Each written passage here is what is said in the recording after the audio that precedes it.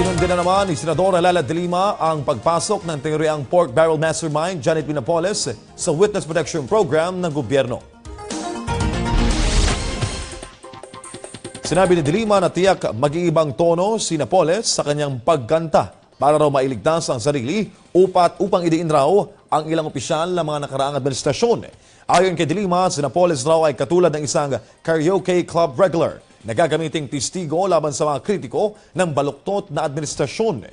Dagdag pa ni Lima na marahil ito raw ang dahilan kung bakit ipinadismiss ni Solicitor General Jose Calida ang kasong kidnapping laban kay Napoles para makapasok ito sa ilalim ng WPP. Maaari din daw gipitin ni Justice Secretary Aguirre ang ombudsman para ibasura ang kasong plunder laban kay Napoles.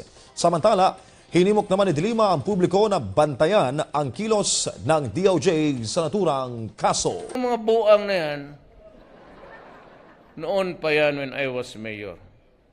When I was investigated, yung nasa, ayoko na mga babae, ayoko magipag-away. Basta, I was invited by the one Alston, Philip Alston, rapporteur, when I was, walang findings, then itong kaibigan ko, hindi na kung mang kasalanan niyang nandyan sa loob, Secretary of Justice, Secretary of Senator, ilang beses na ako iniimbestiga, wala naman. Itong mga gago, itong puti sa iyo,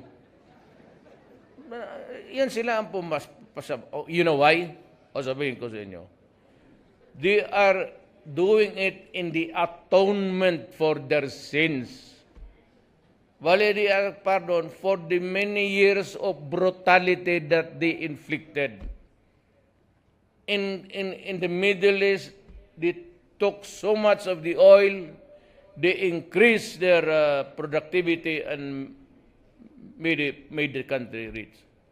While leaving the poor Arabs to fight against one another. They divided the Middle East sila lang. And look what happened. You go to Iraq on a pretext of mass destruction weapons, wala. And you destroy the country. So with Gaddafi, nandiyan naman kayo noon. And he was taken out. So it's a fractured country. Itong mga membro ng tayo lang Cambodia pat Leste Timor. At sinabi ko, sabi ko sa kanila mas bright ako sa kanila. Ayaw lang maniwala. Totoo. Doon pa yan kasi na-imbestiga pa rin ng mayor. I already studied my lesson by way of defense. At sinabi ko, you will not have jurisdiction over my person, not within 1 million years. Kaya malakas ang loob ko, sabi ko, magtrabaho lang kayo. Ako na ang bahala. Pero hindi naman nila, walang jurisdiction. Issue lang dyan is publication. The rule in a democracy is ignorance of the law excuses no one. So how do you remedy the situation so that we will know everything to know, so that we will not be considered ignorant of the law excuses no one? Yung treaty, if you read it, it's all volleyball na lang para walang bato.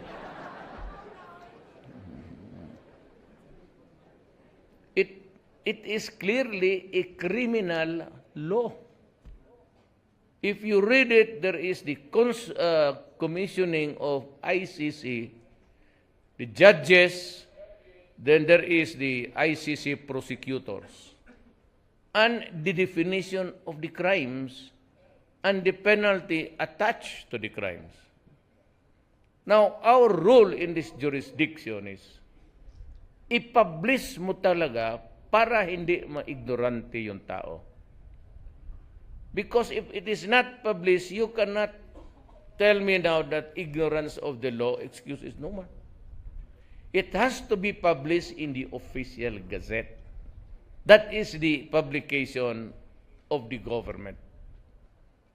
Ang mga gago, pinirmahan ng presidente, niratify ng Senate, dinumiritso sa Rome Agreement at inattach na nila yung membership natin. Without passing the critical publication. It is there in the publication sa official gazette when you are now put on constructive notice that there is a law as such.